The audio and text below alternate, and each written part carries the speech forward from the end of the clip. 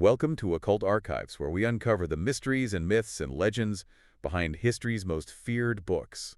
From mystical grimoires to ancient religious texts. Yeah, these books carry secrets too dangerous to be read. Ooh, that's a good one. Are you ready to turn the pages of the unknown? I am. This is Season 1, Episode 20, The Book of Enoch, The Lost Prophecies of the Fallen Angels. All right, let's do it. Let's dive in. We are taking a deep dive today into the Book of Enoch, Okay. which is an ancient Jewish religious work Mm-hmm. ascribed to Enoch, the great-grandfather of Noah. Right.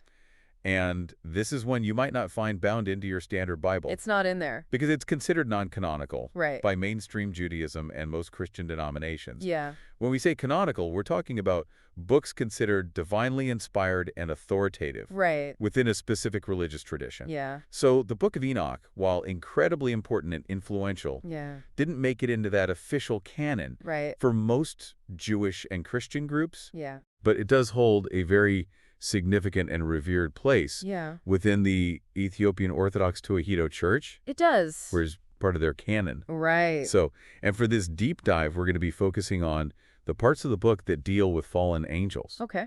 and the impact they had on the early world. Right. We've got before us excerpts from a scholarly edition of the Book of Enoch. Okay.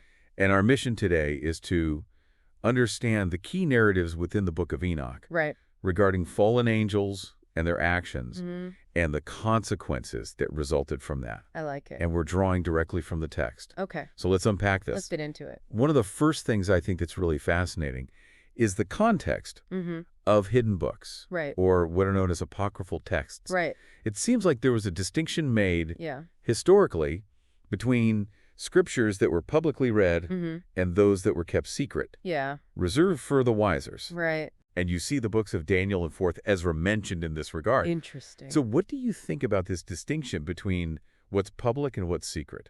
Well, it makes me think about like mystery schools. Oh, yeah. And this idea that there's different levels of initiation. exactly Yeah. that, if you're not ready for certain information, Mhm.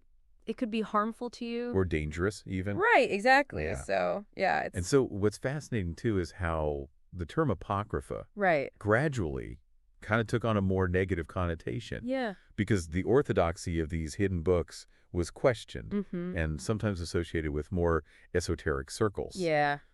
So what's your take on how this term has evolved? Well, I think it's really interesting how, something that was once seen as sacred and hidden, Mhm. for the elite or the initiated, Right. becomes, almost demonized Right. or seen as something dangerous. Heretical. Exactly. Yeah. It's almost like a flip.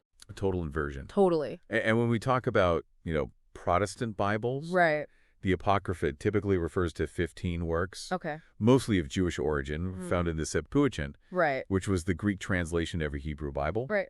So even though some of these were originally written in Aramaic or Hebrew Yeah. in the land of Palestine, Mm-hmm. they weren't included in the Jewish canon. Okay. That was more formally established later Right. in the 2nd century AD. Okay. So the reformers, in line with this later Jewish canon, Right. didn't consider these books to have the same level of authority Yeah. as the rest of the scriptures, Right. which led to them being separated out Mm-hmm. or even removed completely in some Protestant Bibles. Interesting. But the Catholic view, Right. as it was defined at the Council of Trent, takes a Mhm. different stance. Okay. They consider 12 of these 15 works Okay. to be canonical scripture Mm-hmm. and refer to them as the deuterocanonical books. Got it. But the Book of Enoch, with its very kind of vivid and sometimes startling focus on fallen angels, Right.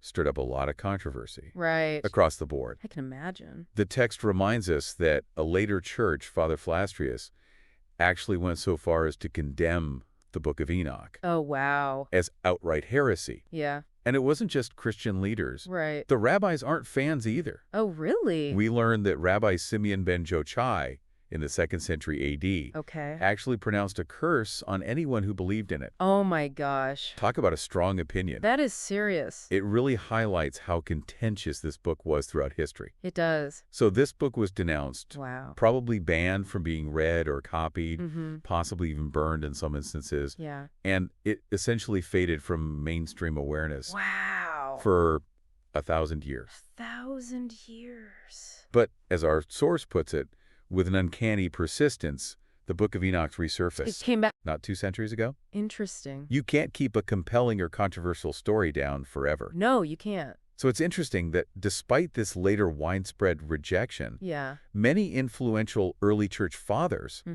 actually held the Enochian writings in high regard. Okay. They approved of them, they supported them. Interesting. We're talking about figures like Pacian, Irenaeus, Clement of Alexandria, Right. Tertullian, Origen, Lactantius, and several others. Wow, some of the big ones. Yeah, and figures like Tertullian actually quoted directly from the Book of Enoch in their own writings Oh, wow. and considered it to be a genuine and important prophetic text. Interesting. It really shows a very different perspective It does. on the book in the early centuries of the church. Right. And then fast forward to the 20th century, Mm-hmm. a major turning point arrived Yeah. with the discovery of Aramaic Enochian texts Oh, wow. among the Dead Sea Scrolls. Yeah.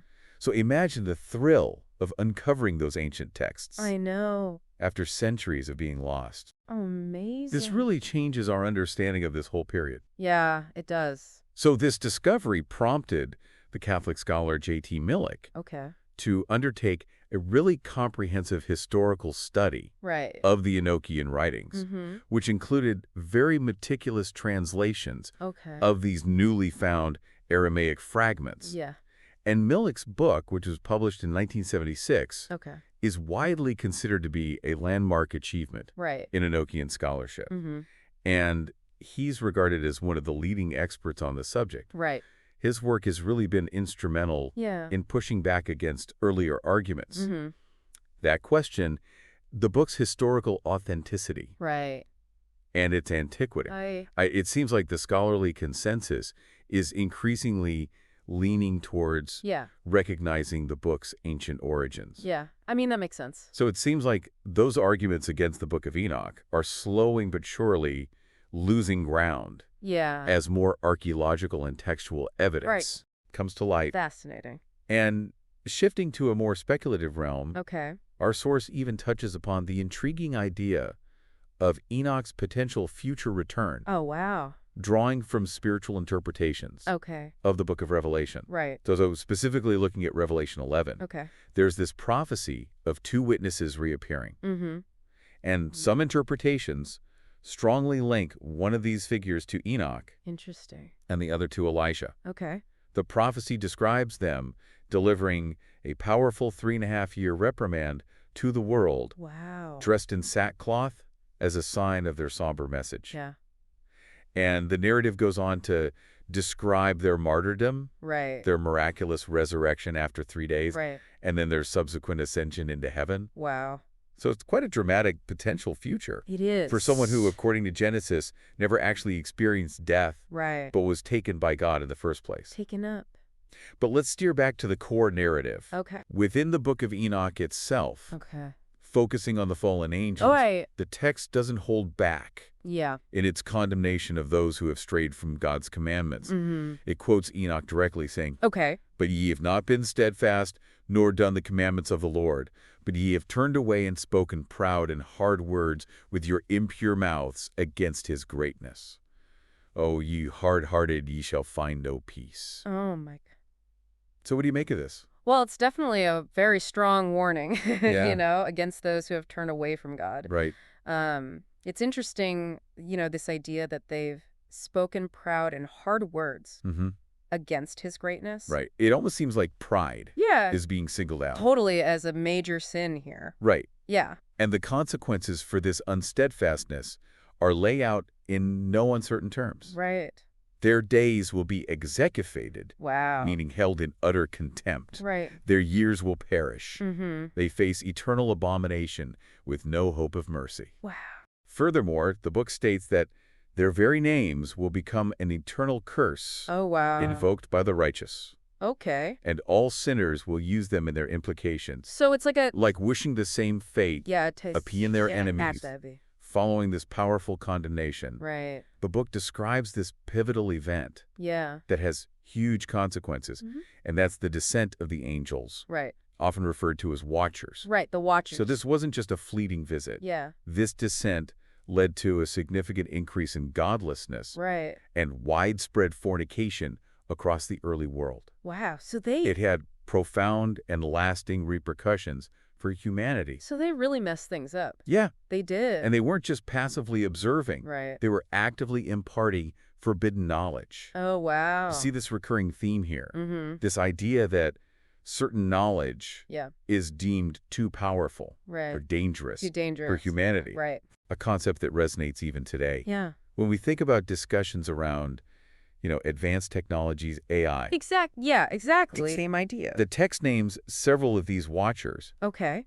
and the specific knowledge they're credited with teaching. All right. So we have Samjaza, Mm-hmm. who seems to be a leader among them. Okay. He taught enchantments and the practice of root cuttings, Root cuttings. which could relate to both medicine Okay. and potentially darker magic. Oh, interesting. We have Armaros, Yeah. who taught the resolving of these enchantments, Right. perhaps a counter practice. Interesting. Barakil is credited with astrology, Mm-hmm. Kokabel with the knowledge of the constellation, Constellations. Ezekiel with understanding the clouds, Okay. Arakiel with the signs of the earth, Mm-hmm. Shamsilo with the signs of the sun, Signs of the sun. and Serial with the course of the moon. So they're giving them So it's a pretty comprehensive curriculum a lot of information. Yeah.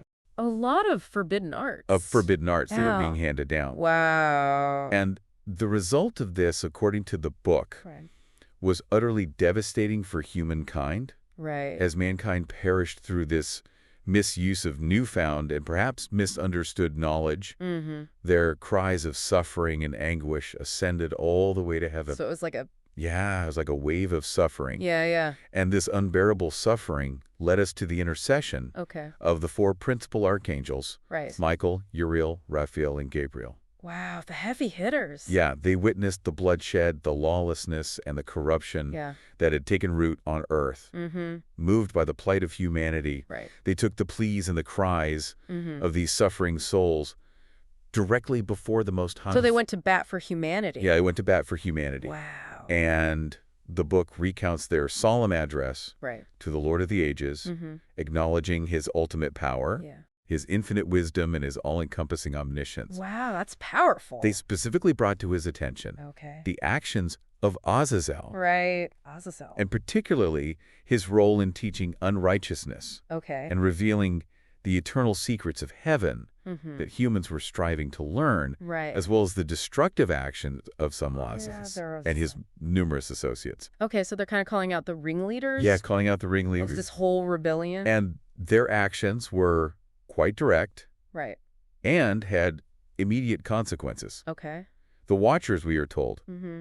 went to the daughters of men. Yeah. They slept with them. They defiled themselves. Wow. And in doing so, they revealed all sorts of secret sins. So this Unholy union, this mixing of the celestial and the terrestrial, mm-hmm. resulted in the birth of a race of giants. Okay, giants. And as a direct consequence, the earth became filled with blood and unrighteousness. So it was a huge mess. Yeah, it paints a really grim picture Yeah, it does. of this early era. Right.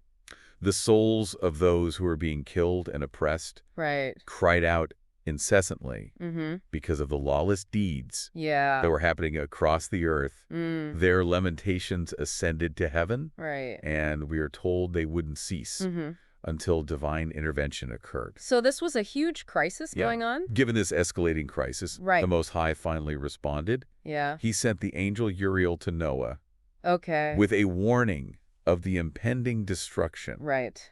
the great deluge, Right. the flood that would wipe almost everything off the face of the earth. Oh my God. Uriel was instructed to tell Noah to hide himself Right. and to build a massive ark Mm-hmm. so that his seed, his lineage, could be preserved Yeah. for future generations, Right. essentially giving humanity a second chance. Wow. And the judgment that was coming wasn't just a general indiscriminate flood. Right. Specific punishments Okay. were also meted out to the fallen angels. Okay. Raphael, another one of the archangels, Yeah. was given a direct command. Okay. He was to bind Azazel hand and foot Oh, wow. and cast him into the darkness of Dudiel, Dude, yeah. which is described as a desolate, barren desert place. Right. Furthermore, Azazel was to be covered with rough, sharp rocks, Wow. and enveloped in perpetual darkness. Wow. His face veiled so he could never again see light, Yeah. all while he awaited his final judgment Oh, in man. the consuming fire. Right. Beyond the punishment of Azazel, Right. God also ordered the healing of the earth, Right. which had been so corrupted and defiled Yeah. by the secret teachings of the fallen angels. Right. This healing was meant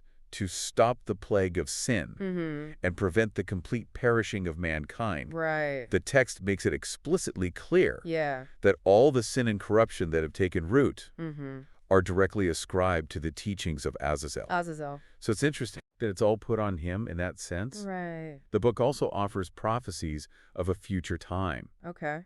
characterized by widespread righteousness and divine blessing. Okay. It speaks of the righteous who will escape the destruction Right. and go on to live long and peaceful lives, Yeah. blessed with numerous children. Mm-hmm. The earth itself will be tilled and cultivated in righteousness, Okay. planted with abundant trees and fruitful vines, Mm-hmm. yielding incredibly bountiful harvests. Sounds lovely. Yeah, it sounds like a paradise. Yeah. And in this time, sorrow, disease, plague, and all forms of torment Right. will be completely absent. So it's like a It's a stark contrast. complete reversal. Yeah, Yeah. to that era of corruption brought about by the fallen angels. Totally. But Enoch's role in this narrative doesn't end there. Right. The watchers themselves, recognizing his unique righteousness Yeah. and his connection to the divine, Mm. actually called upon him directly. Oh, wow. The watchers, those angels who had abandoned their holy dwelling place Yeah. and defiled themselves through their interactions with human women, Right. they commanded Enoch, Mm. who they recognized as the scribe of righteousness, Right. to go and deliver a message to them, Oh, wow. Okay. a very harsh message. Okay. He was to declare to them the great destruction they had wrought Mhm. upon themselves and upon humanity, Right. and to tell them that they would have no peace and no possibility of forgiveness Oh, wow. for their transgressions. That's pretty. That's pretty heavy. Yeah, heavy stuff. The watchers were terrified by this. Yeah. Fear and trembling seized them, Right. and they pleaded with Enoch to draw up a petition Okay. on their behalf, Mm-hmm. hoping that through his righteous intercession, Right. they might find a path to forgiveness. They felt so ashamed and burdened by their sins Right. that they could no longer even speak directly to the Lord of heaven. That's. So they needed Enoch Yeah, they needed an intermediary. to be their intermediary. Yeah. So Enoch, acting as their intermediary, Okay. diligently wrote out their petition, Yeah. which included their prayers for forgiveness Mm. and a plea for a long reprieve from punishment. Right. But the narrative takes a turn here. Oh, no. Enoch receives a vision Yeah. revealing that their petition would not be granted, Wow. nor would their own desperate prayers. So even though they just Despite their weeping and pleading, Yeah. the consequences of their actions Right. were ultimately irreversible. Wow. Following this interaction, Right. Enoch experiences a heavenly ascent. Okay. He describes being taken up to heaven Mm. by clouds, thick mist, radiant stars, lightning, and strong winds. Wow. That's quite a trip. That sounds like quite a trip. Yeah. And during this ascent, he is shown Right. the specific judgment place Okay. that has been prepared for the fallen angels Okay. by the angel Uriel, Okay. who seems to be his guide in this vision. Mm-hmm. This is the locations Right. where the angels who formed connections with human women Yeah. will be held until the great and final judgment. Okay. The book explains Yeah. that even in this interim state, Mm-hmm. their disembodied spirits continue to exert a corrupting influence Wow. on mankind. So they're still out there? Yeah, they're still out there, Wow. leading them astray into offering sacrifices Right. to demonic entities. Wow.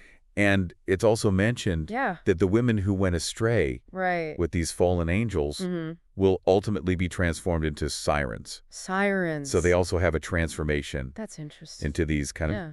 mythical creatures. Right. Enoch's vision during this ascent Right. is presented as being uniquely comprehensive Mm-hmm. and all-encompassing. Okay. The text states that no other human being Right. will be granted the privilege of seeing the ultimate ends of all things Wow. as he has been shown. So he's given a unique perspective. A unique and privileged perspective. Yeah. Among the celestial beings that Enoch encounters, Right. the book identifies Gabriel Mm-hmm. as the angel who holds dominion over paradise, Okay. the enigmatic serpents, Right. and the revered cherubim. Okay. Meanwhile, Ramil Yeah. is designated as the angel set over those who rise, Those who rise. which is often interpreted as a reference to the resurrection of the dead. Interesting. So these are just glimpses Yeah. into this heavenly hierarchy Right. that provide these fascinating details about the spiritual realm. Right. Enoch also recounts traveling to a place of utter chaos, Oh, wow. a void seemingly devoid of any recognizable heaven or earth as he knew them. Right. In this realm, he beholds 7 radiant heavenly stars, bound together, burning like colossal mountains. Wow. And he understandably inquired about this specific sin Right. that led to their imprisonment. Yeah. He also has a vision of a unique and fragrant tree, Okay. unlike any he'd ever encountered in the earthly realm. This tree possesses everlasting leaves that never wither, perpetual blooms that never fade, Okay. wood that endures eternally, Right. and beautiful, enticing fruit that bears a resemblance to dates. Wow. The Archangel Michael reveals to him Okay. that this towering mountain Right. is in fact the throne of God, Wow. and the fragrant tree is reserved for the righteous Okay. after the final judgment. Right. At that time, it will be transplanted to the Lord's holy temple, and its life-giving fruit will provide eternal long life and joy, Okay. free from any sorrow Right. for the elect. So that's pretty amazing tree. Yeah, that sounds amazing. Yeah. Further along his journey, Enoch is shown a blessed place Okay. situated in the very middle of the earth, Okay. characterized by trees Yeah. that perpetually bloom and flourish, Okay. signifying this constant spiritual vitality and divine favor. Right. And looking towards the end times, Enoch is granted a vision of judgment Okay. being poured out upon the wicked, Right. and the merciful offering their praises to the Lord of glory. Okay. So these contrasting visions underscore Yeah. the ultimate triumph of divine justice and mercy. Right. Enoch's travels then take him eastward Okay. into a seemingly endless desert, where he observes trees and plants thriving alongside water that gushes forth abundantly. Where it's not. He also encounters aromatic trees like frankincense and myrrh, Oh, wow. precious substances often associated with reverence and worship. Right. Later, Yeah. he journeys through a valley filled with water Okay. that carries the sweet fragrance of cinnamon. Cinnamon, nice. These details kind of paint a picture of a world Yeah. imbued with divine creation and purpose, and his journeys extend over the high summits of mountains towards the east. Wow. And he's granted passage above the Earthrian Sea. Okay. He even travels beyond the realm of the angel social, Socio. highlighting this extensive and divinely guided nature of his travels. Yeah. And the breadth of the knowledge that he's receiving Right. within the divinely revealed garden of righteousness. Right. Enoch beholds a multitude of magnificent and glorious trees, Okay. including the profound tree of knowledge, Okay. The tree of knowledge. bearing fruit that possesses the power to grant great wisdom Wow. to those who partake of it, Right. and emanating a remarkable and captivating fragrance. It's like the ultimate. It's like the ultimate source of knowledge and wisdom. Yeah. His visions extend to the very ends of the earth, Okay. where he perceives the heavens resting upon the horizon, Wow. and witnesses the portals of heaven Right. opening in the east and the west. Through these gateways, he sees the stars emerging Yeah. and the winds proceeding.